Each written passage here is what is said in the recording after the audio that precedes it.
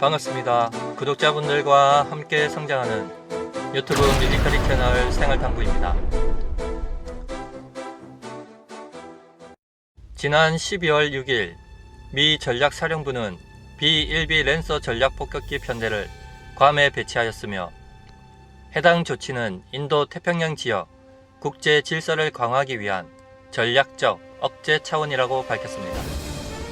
그리고 12월 22일에는 중국의 H-6 4대와 러시아의 Tu-95 폭격기 2대 등 군용기 19대가 카디지에 무더기로 침공하였고, 당일 한국 공군은 F-15K, KF-16, FA-50 등 20여 대의 전투기를 출격시켜 이에 대응하였고, 다음날 미 공군은 B-1B 랜서 폭격기를 남중국해에 전개하여 중국과 러시아의 도발에 대응했습니다. 2017년 한반도 긴장이 절정일 때 북한의 계속된 도발에 미 공군은 B-1B 폭격기를 NLL을 넘어 북한 동해 국제 공영을 비행하는 무력 시위를 벌였는데, 당시 북한 리용호 외무상은 이를 선전포고로 규정했고, 미 공군 자산이 북한 영공 부근에 진입만 해도 격추시키겠다고 경고했었죠. 당시 북한이 미 공군기를 격추하겠다고 공식적으로 발언한 대담함에는 이유가 있습니다. 오늘 영상은 제가 예전에 삭제했던 300여 편의 영상 중 하나로 재편집하여 업로드하였습니다. 과거에 북한은 실제로 전투기로 미국의 정찰기를 격추시킨 전례가 있었기 때문이었습니다. 이는 북한의 계획된 도발이었으며 미군 정찰기가 북한 전투기에 의해 격추되어 승무원 31명이 전원이 사망했던 사건입니다. 그렇다면 지금부터 과거 북한의 대담한 계획하에 실행되었던 북한 공군이 실제로 격추했던 미군 최악의 굴욕 사건에 대해 알아보겠습니다. 일단 이 사건이 발생하기 1년 전인 1968년에도 미국이 북한에 굴욕을 당한 사건이 한 번 더 있었습니다. 바로 1968년 북한 원산 앞바다에서 미 해군 소속 정찰함이 북한에 강제 납치되었던 푸에블로호 납치 사건입니다. 이 사건으로 당시 82명의 미 해군 승무원이 11개월이나 인질이 되었다 풀려났는데, 미국으로서는 정말 굴욕적인 사건이었죠. 승무원 3명이 부상하고 1명은 피살.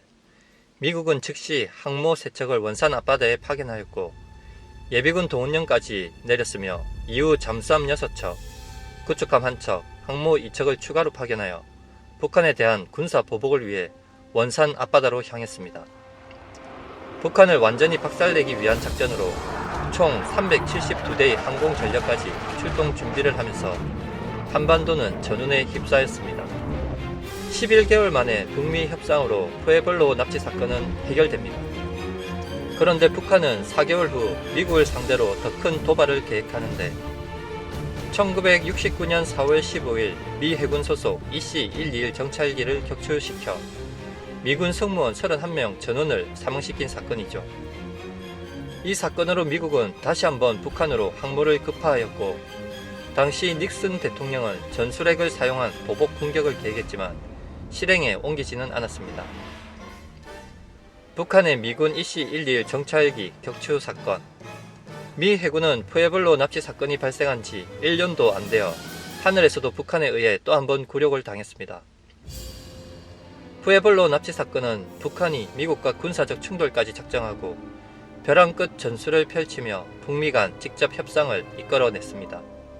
이후 북한은 미국과 비공개 협상에서 강경한 자세를 고수하며 미국과 지속적으로 협상을 이끌었는데, 결과적으로 미국과 단독 협상으로 당시 북한의 국가적 위상을 높여 자신들의 의도대로 협상을 마무리했습니다. 푸에블로 납치 사건으로 바다에서 재미를 본 북한은 다시 하늘로 눈을 돌려 당시 미군의 최신 정찰기였던 EC-121을 노립니다. 당시 EC-121은 비무장 상태로 사건이 발생한 당시에는 미군 전투기의 엄호 없이 단독으로 공해상에서 비행 중이었습니다.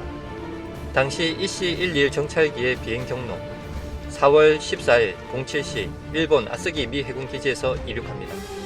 곧바로 동해상으로 비행하여 북한 해역에 도달하여 긴 마루목골 항로를 2회 정찰 비행한 후 오산 공군기지에 도착할 예정이었지만 오후 1시 47분 EC-121 정찰기는 레이더에서 완전히 사라져 버렸습니다. EC-121의 임무는 냉전 시절에 소련과 북한에 대한 정보 수집 임무를 위해 북한 해안 90km 외곽에서 활동했습니다. 당시 기체 상부에는 레이더가 탑재되어 있었지만 접근하는 북한군 미그기 2대를 탐지하지 못한 것은 지금도 밝혀지지 않았는데, 아마도 미그 21 전투기는 레이더에 잡히지 않기 위해 해수면에 붙어 저공 비행을 한 것으로 추측해 볼 수 있겠습니다.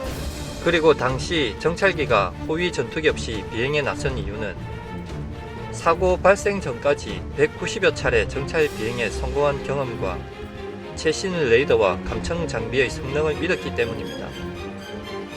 뛰어난 감청 장비로 북한 전투기와 지상 관제소의 대화 내용을 감청할 수 있었고, 최신 레이더는 북한 전투기의 접근을 미리 탐지하여 전투기가 접근하기 전에 미리 정찰 지역을 벗어나는 방식을 택했죠. 그리고 당시 미군 정보로는 북한 공군 기지에는 속도가 느린 미그 15, 17기가 전부였는데 북한은 여기서 꼼수를 부립니다.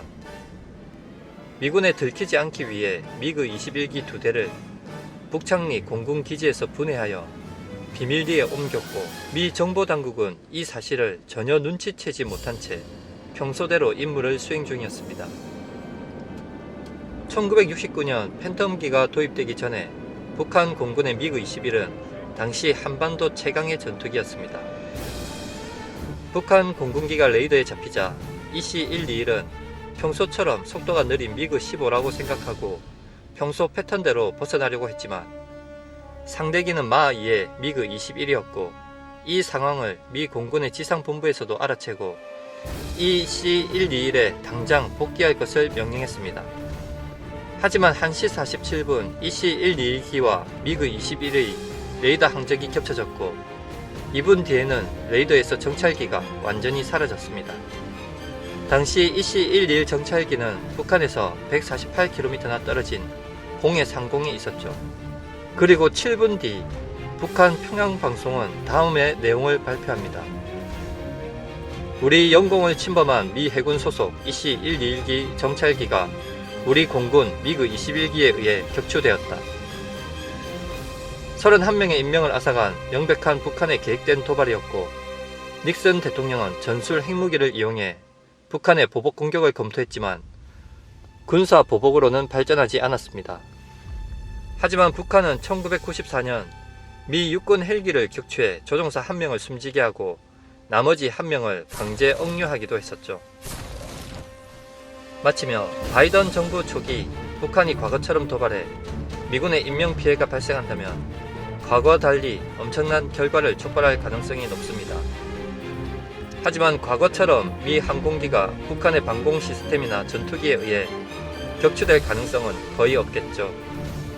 그리고 한국은 북한의 이런 의도를 차단하기 위해 한미 공조 관계에 있어서 주도적인 역할을 해야 할 것입니다. 시청해주셔서 감사합니다. 구독과 좋아요 알림은 기쁨입니다.